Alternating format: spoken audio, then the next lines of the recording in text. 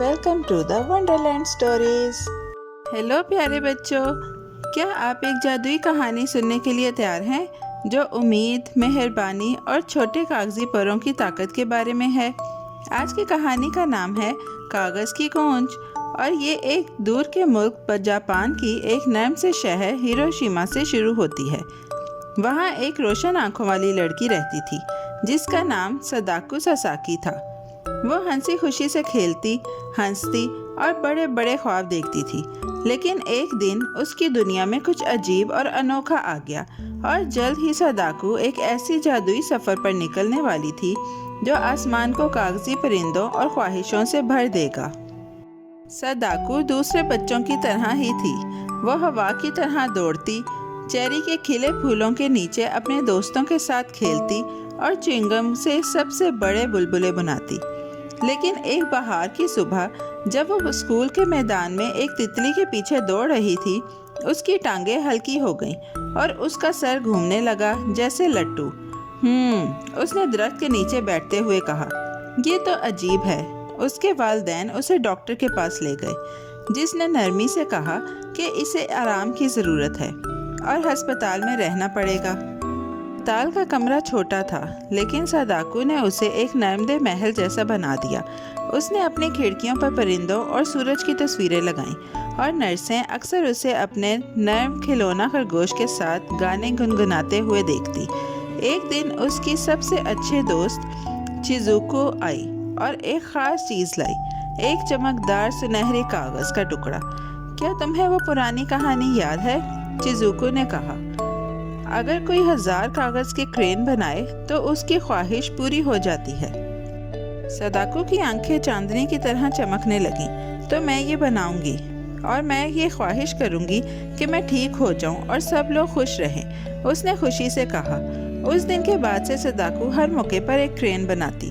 اس کی انگلیاں تہ بناتے ہوئے تتلیوں کی طرح ناچتی، کینڈی کے ریپرز، پرانے خطوط اور دوائی کے ڈبوں کو خوبصورت پرندوں میں بدل دیتی۔ اونچا اڑو چھوٹے کرین، وہ ہر کرین سے کہتی، میری امید کو آسمان تک لے جاؤ۔ جلد ہی اس کا کمرہ کاغذی کرینوں کی ایک جادوئی دنیا بن گیا۔ وہ چھت سے لٹکے ہوئے تھے، کھڑکی کے کنارے بیٹھے تھے، اور ہر بار جب ہوا چلتی نرمی سے پھڑ پھڑاتے۔ ہر کرین ایک نیا دوست تھا، ہر ایک کا اپنا رنگ اور اپنی چھوٹی سی چھپی ہوئی خواہش تھی۔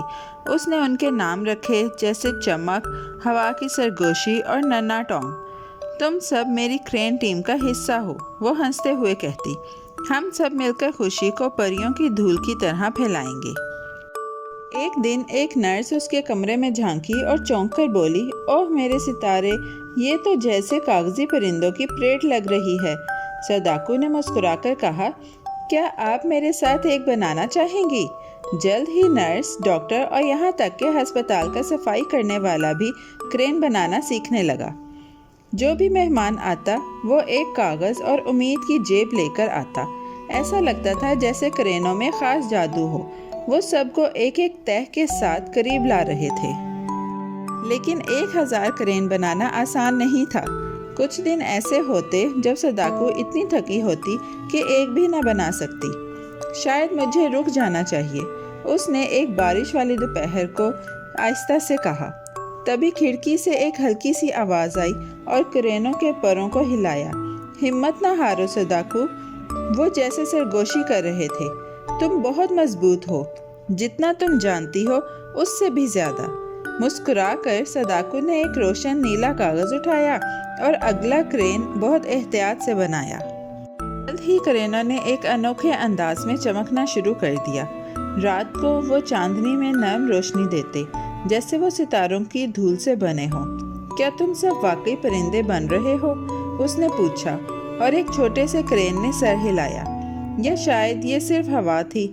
ساداکو نے ایک جادوئی باغ کے خواب دیکھنا شروع کیے، جہاں کرین آزادانہ اڑتے، ہنستے اور ستاروں کو لوریاں سناتے۔